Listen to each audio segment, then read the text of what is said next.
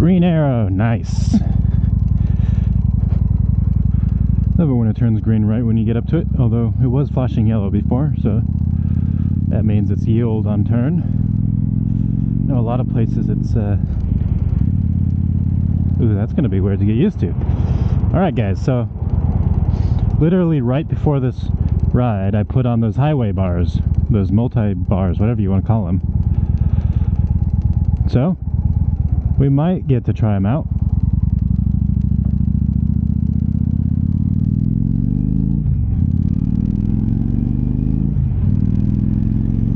Oh yeah.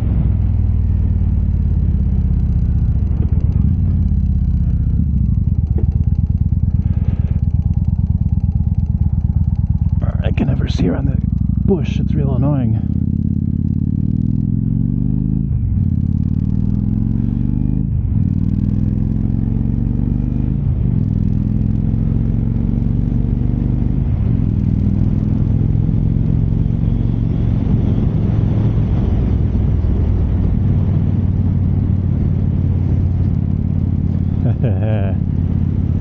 Yeah, today's a little brisk, a little chilly. Welcome back to the Rambling Rider podcast.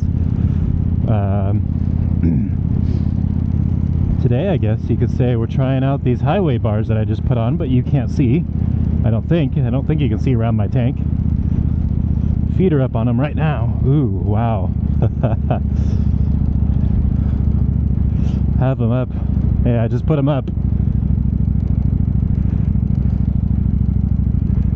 Oh yeah, that is nice. Yeah, if I had a backrest, then it would feel really like a couch or something. Oh my god. So I can, you know, put my foot out on the recliner.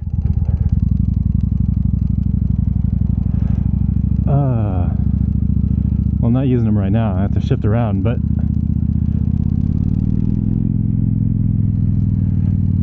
just made that yellow. Seems like kind of a lot of traffic again today. Maybe it's the new norm, I don't know. Anyways,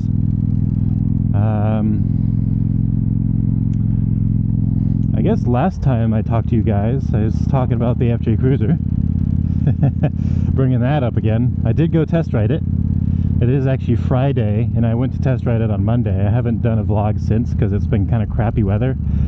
And it's kind of on the verge of being crappy weather again. I mean, you can see the low hanging clouds. You can normally see those tall towers there, but you can't now. The tall radio towers. But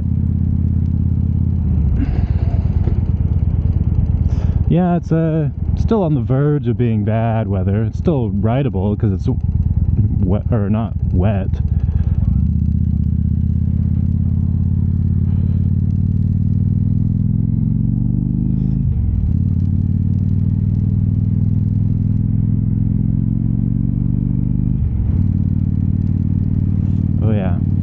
Every time I go to shift up, because I have to put my toe underneath my shift peg, the bottom of my toe hits the highway bar. It's not too bad because it's like right at the limit of where I would stop anyways, but it just feels like a weird false input. Man, you just gotta get used to it. Not bad though. Yeah, see, there's nice highway bars. So yeah, I did go to test drive the FJ Cruiser.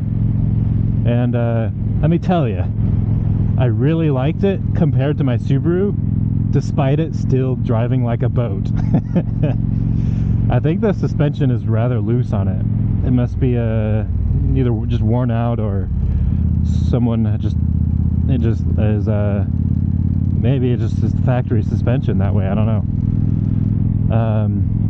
Pretty sure didn't look like it was modified in really any other way. So I kind of doubt that it was not factory. Oh man, it is a brisk day. I should have put on that other jacket. Woo! I'll get used to it though.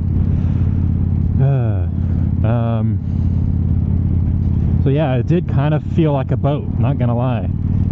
And I'm sure that could be fixed with if I do any suspension upgrades. I just get tighter shocks and whatnot. Really seriously thinking about something like King shocks. Those are rather expensive, but they're like the best in my research and experience. Although I don't specifically have experience with King shocks. I was friends with some people that do have experience with it, and they basically all say, yeah, King is the best. If you can afford King and you get the right setup, they can be like amazing for any sort of off-roading and stuff like that. Of course, there's cheaper options that are still good shocks, like Bilstein and some of those other ones.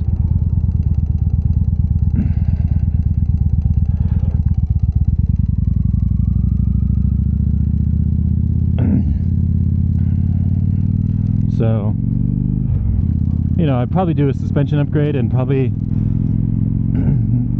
I don't know, I've been looking at all these mods for it and just kind of like the vehicle I would want to turn it into. And I'd probably do like a long travel suspension up front and probably just put spacers on the rear to match, or get it a little bit wider in the rear, so just so it's not like wide in the front and narrow in the rear. Probably have to do something like that. Ooh man, it's getting some dense fog here.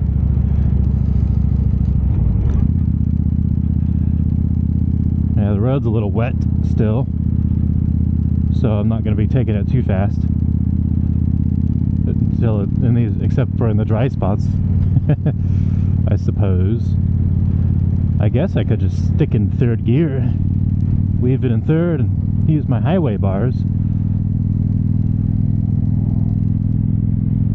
Thank you for seeing me.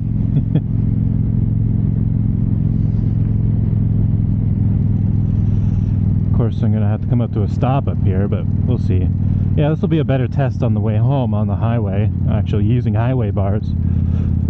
It does really just feel like you're stretched out and like, yeah, I don't know. It does feel comfortable. But if I had a backrest, that would be the ultimate thing. Now that other box, I'm pretty sure I'll be putting up that video of me putting these highway bars on first. And if I do, you'll see that I had another box arrive when I started to put them on. So the highway bars arrived the day before the rest, and I ordered a whole bunch at first. And essentially a whole bunch of parts, I should say. I put the highway bars, and I got a sissy bar in the rear, because I do eventually want to kind of take this on a road trip. That would be the ideal thing. Like, imagine taking this through like Yellowstone.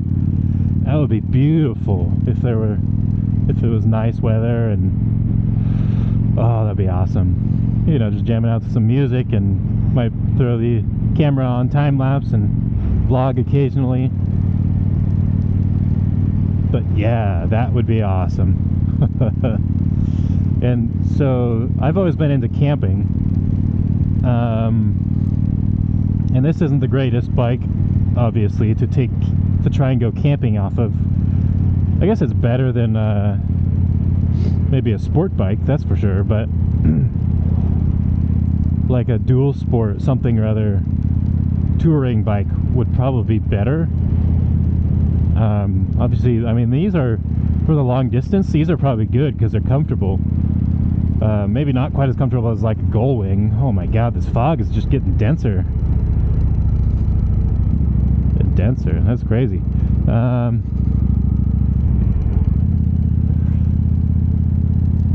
So yeah, this is a pretty, I'd say a fairly comfortable bike, especially now I got these highway bars on. I'm just sitting here like this. I can imagine. I kind of wish my bars were a little closer to me, my handlebars. so I can lean back a little more. But maybe if I just had the backrest that supported me just right, oh yeah, that would be really uncomfortable. Yeah, I'm kind of keep taking my feet back off the highway bars going through here. Just the twisties, it doesn't seem quite right to put them up. You know, I kind of want to be more alert, I guess, ready. What feet putting down on the lower pegs will do for any handling adjustments, except for just being ready to shift, I suppose. But yeah, that would be kind of a dream with this bike, is to do something like that. So I got the sissy bar, so I'm hoping I can strap like bags to it or something and take more gear with me. And it would also kind of look cool, I think. I always thought the sissy bars, not the super tall ones, but just, I think I got sort of a medium height one. I think, I'll have to take a look, but I remember from the listing, it looked like it kind of went up to just about where my shoulders are. But the sissy bar is further back. It's like behind the rear seat, so it's not going to work as a backrest of any kind. Unless I had a lot of luggage, I suppose that might work. Had enough luggage tied to it that it kind of acted as a backrest. That might be nice. But yeah, we'll have to experiment with it.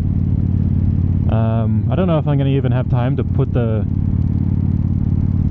that stuff on this weekend even, because I'm going to be busy this whole weekend pretty much.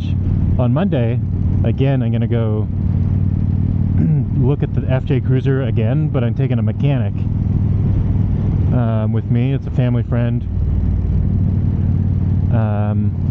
almost essentially family.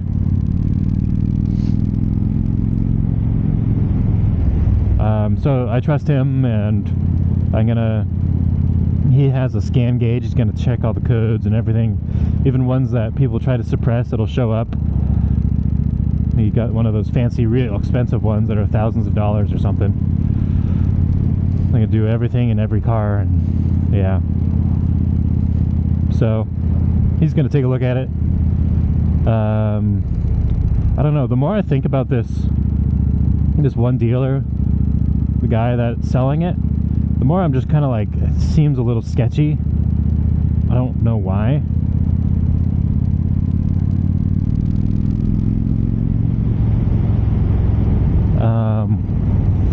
And so I'm just like apprehensive about, I might not end up with this FJ Cruiser, but I really want it. Like, the frame looks perfect, except that's just looking at it real quickly.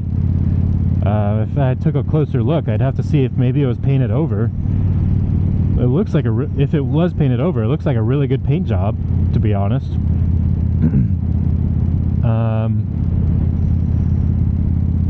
Like, it looks like a factory paint job. Like, there's no noticeable like overspray that I saw when I was there, but you never know. I'll have to take a closer look when I'm there on Monday. And I gotta check the VIN number. He has the VIN number posted on his website, and he even gave like the Carfax link to it. However, why does the corner of this thing keeps fogging up? I never actually checked that the vehicle's VIN matches that. Sorry, I got that stupid fog spot again in my top right of my visor. I don't know what's with that spot. It's just that spot. It's weird.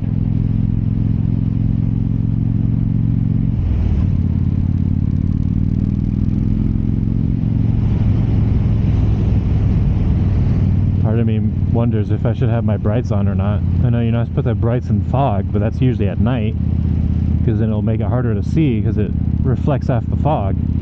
I have them on now and I can't even tell, but I'm thinking it might be better for oncoming traffic to see me easier, which is probably a good thing.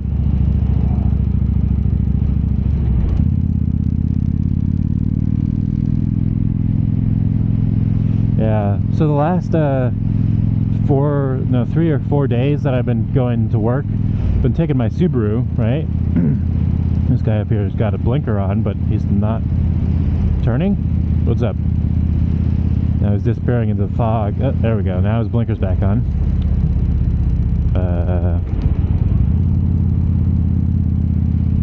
So yeah, I've been taking the Subaru, or my Subaru,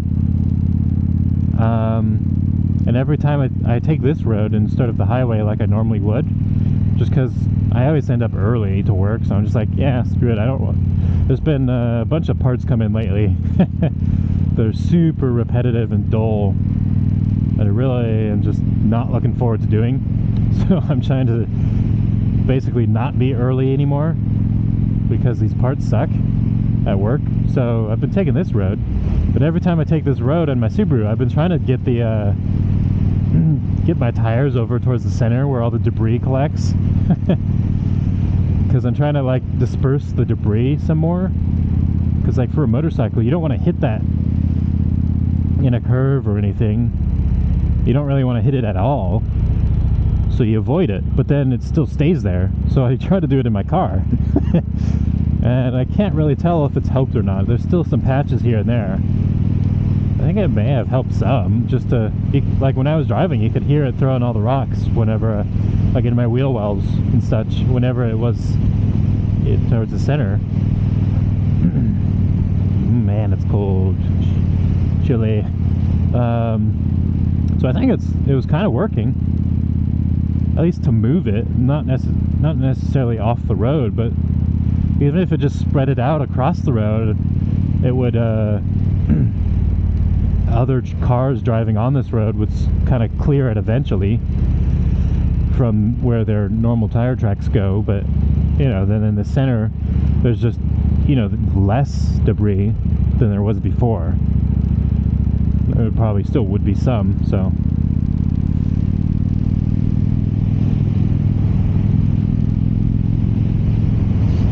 Yeah, there's still some in some parts of this road. And obviously I couldn't get too close to the center, or too far off to the right. I was going towards the right side mainly, because then I was like, my tire was essentially on the white line on the right. So whenever there's like one of these trash cans nearby or a mailbox, I kind of couldn't be that close. Some of them are right up on the line, so.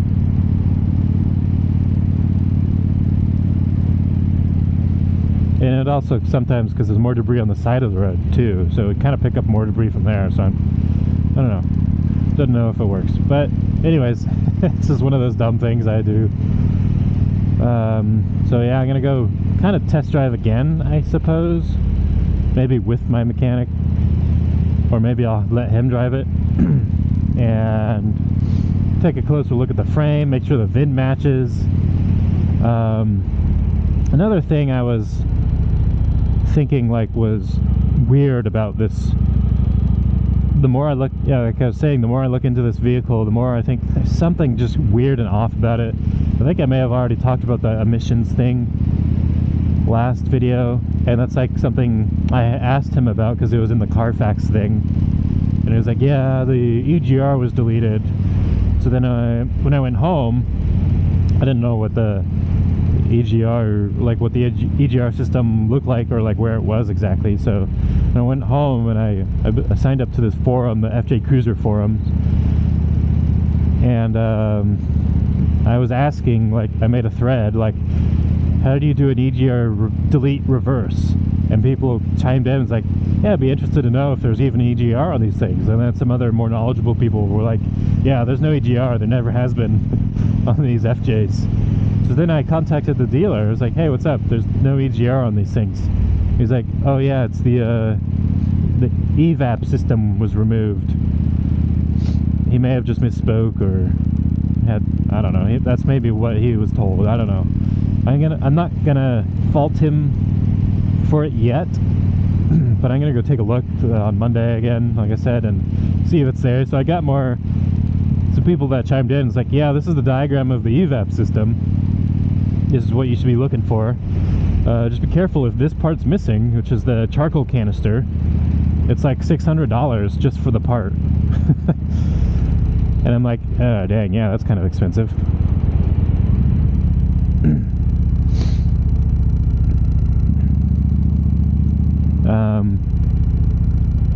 But I was saying, like, and yeah, I kind of like posted a couple more pictures from the listing of, like, he took pictures of the frame, and like everyone's like, yeah, that's like the most perfect frame I've ever seen. It seems suspicious. Take a closer look. And I'm just, and other people are like, yeah, if you can't get the dealer to get it to pass emissions, you should just walk away. And I'm just like, well, I'd rather just know of the problems before I negotiate, so I can just negotiate out the price of the problems that I'm gonna have to pay to fix it, right? So this EGR or EVAP system, it'd be like $600, maybe $700 about. I'm gonna negotiate out, see if I can get down to like $1,000 for that, because that seems a bit sketch.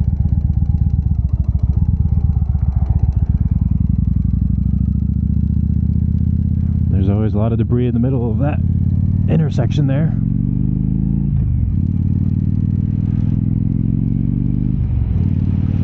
Oh yeah. So, and I was like, I'd just rather know the problems.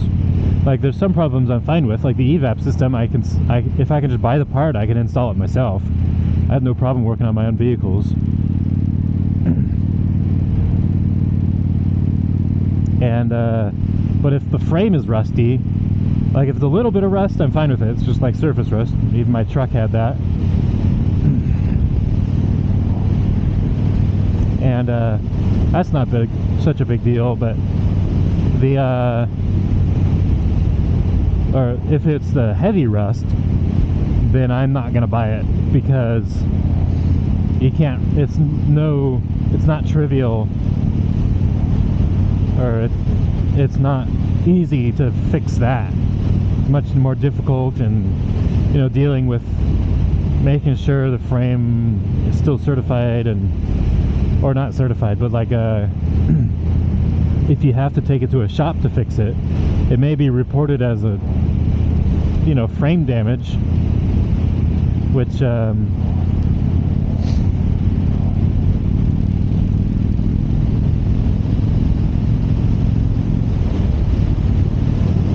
don't want, obviously. And even so, I really don't. It's going to be expensive to, you know, if I did a frame swap, even that's kind of a expensive thing to do, and not easy, and I need a lot more tools and equipment and a shop.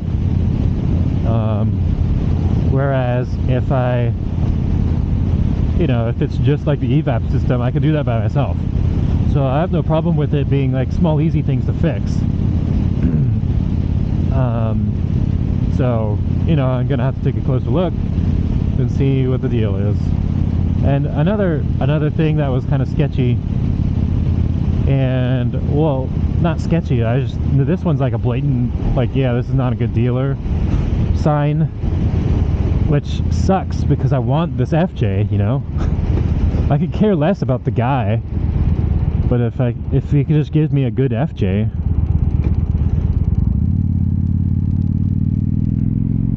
that's all that really matters in the end.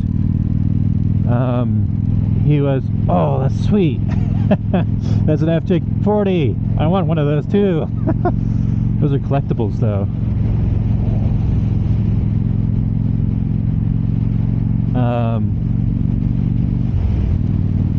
Yeah, that's like a future project thing.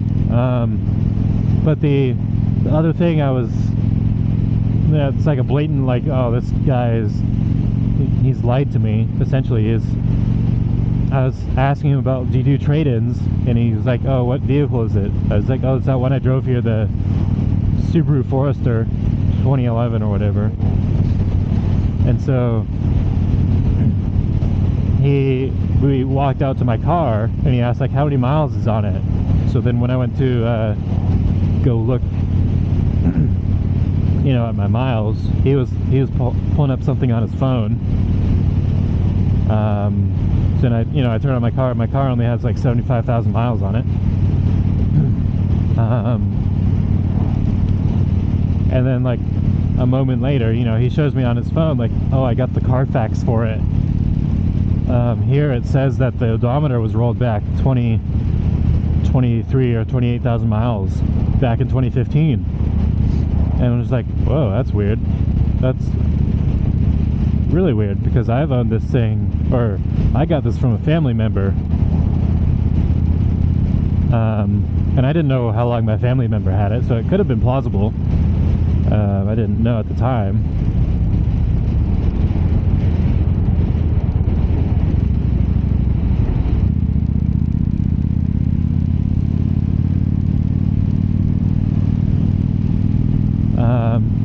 So I go through some intersections here, and so it could have been plausible.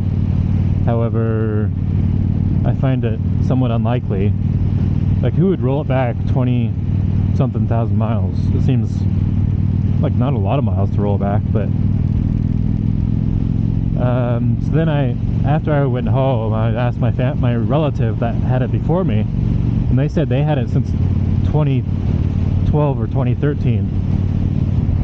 And I know my relatives, they have no reason to roll it back. They don't even know how. I would imagine they're some older folks.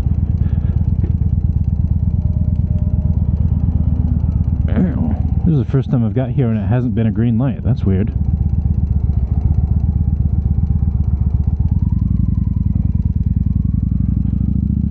Anyways, this video's got to be over.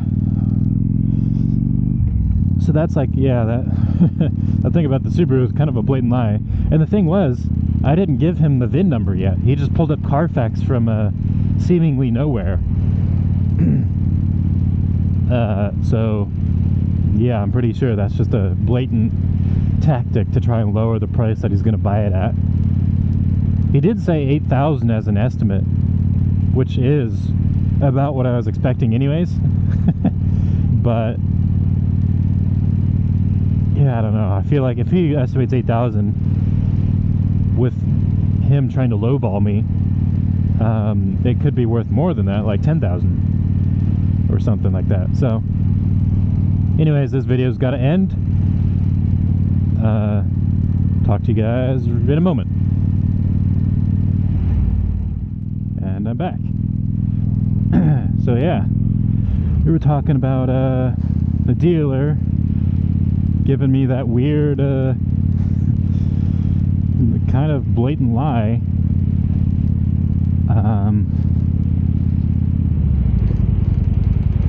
So yeah, it's kind of a damper on my plans to get that FJ, but dang it, some part of me just wants to, like, I still want to buy it anyways. If I can still get like a decent price for my trade-in,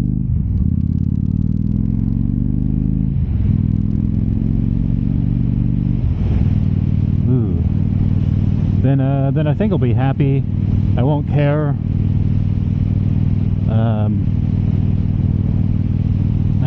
I personally wouldn't care even if the guy was lying.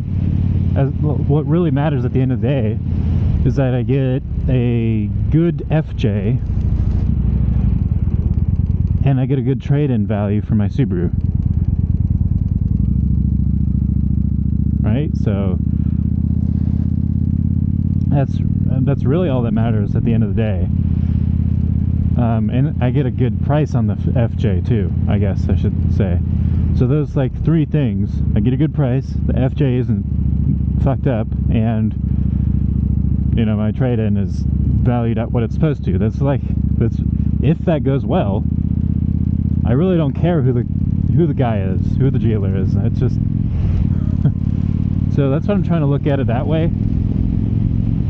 Because I mean, think about it. Actions matter.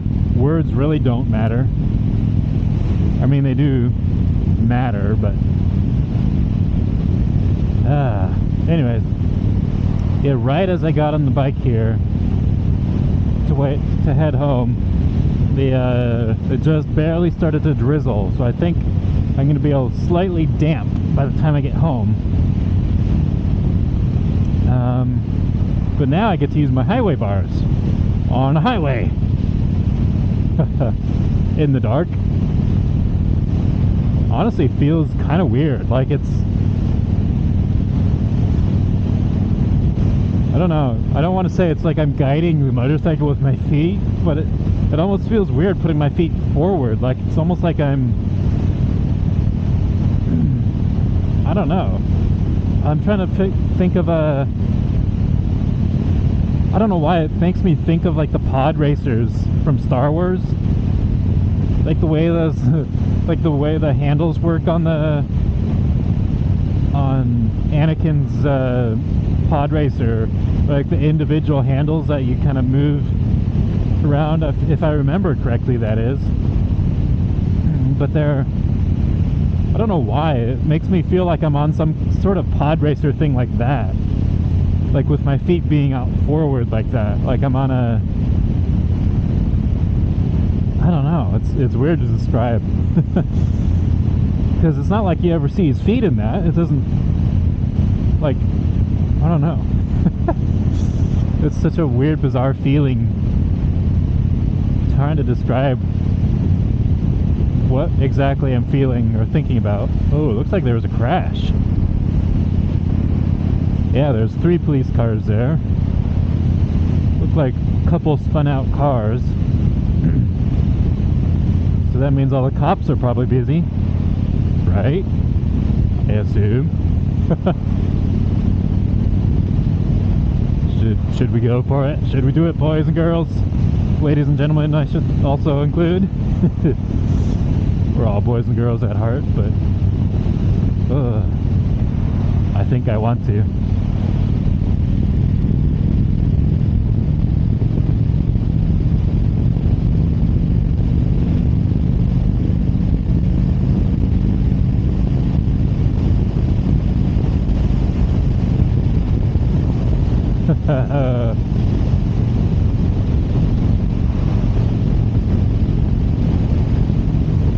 And maybe I'll just maintain 75. Anyways, yeah, my day was kind of a little chill at work. I've had more relaxed days than this, but it was pretty nice. Not a whole bunch of parts, or not a whole bunch of quick parts, I should say. We did have a lot of parts, but they were all kind of spaced out, longer runners. I was running 4 machines today, pretty much all day. And essentially, 2 of the machines, though, were, you know, the parts ran for an hour and 40 minutes. Just about. So that was, that was nice. And then I had 2 other machines that I was running that ran for about 15 to 20 minutes each, on the most part. 10 to 20 minutes, I should say. Yeah, there's a couple of parts I went through. Hey, that guy has some Christmas lights in his back window.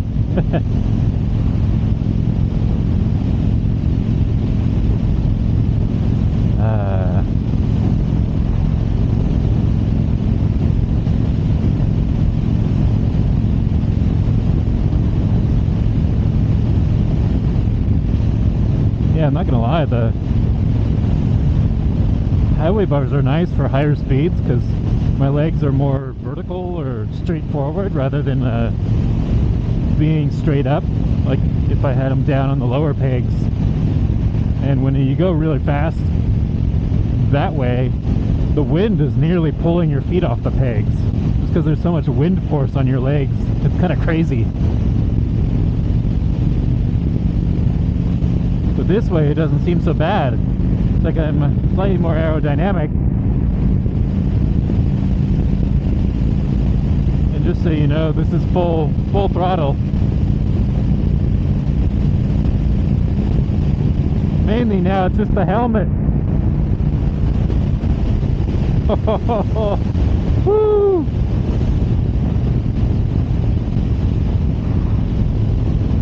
Yeah, once I got past those cars back there and I, you know, had a bit more of an open road around me, I was more comfortable doing that.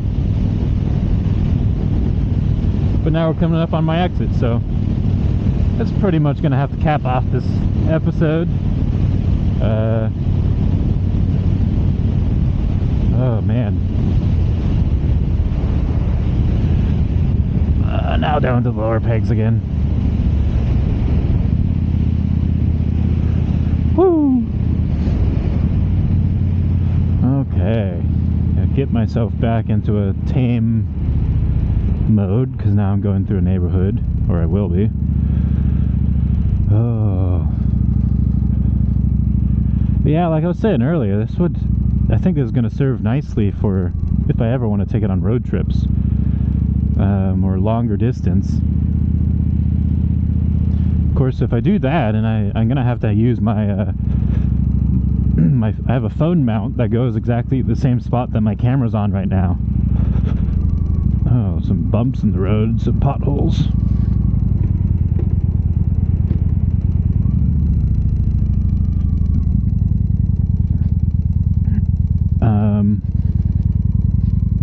So I think it's going to serve nicely for, yeah, I already said that.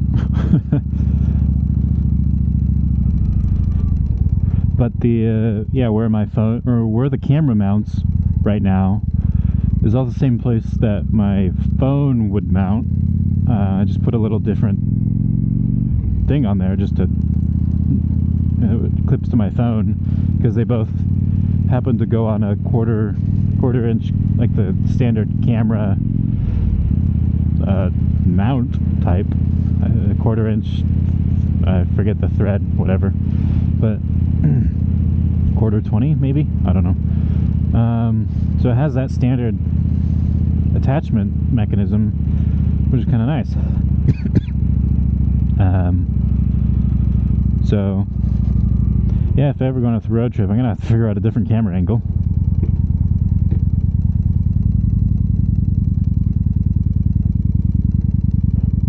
But anyways, that's gonna end this episode, guys, and talk to you guys later.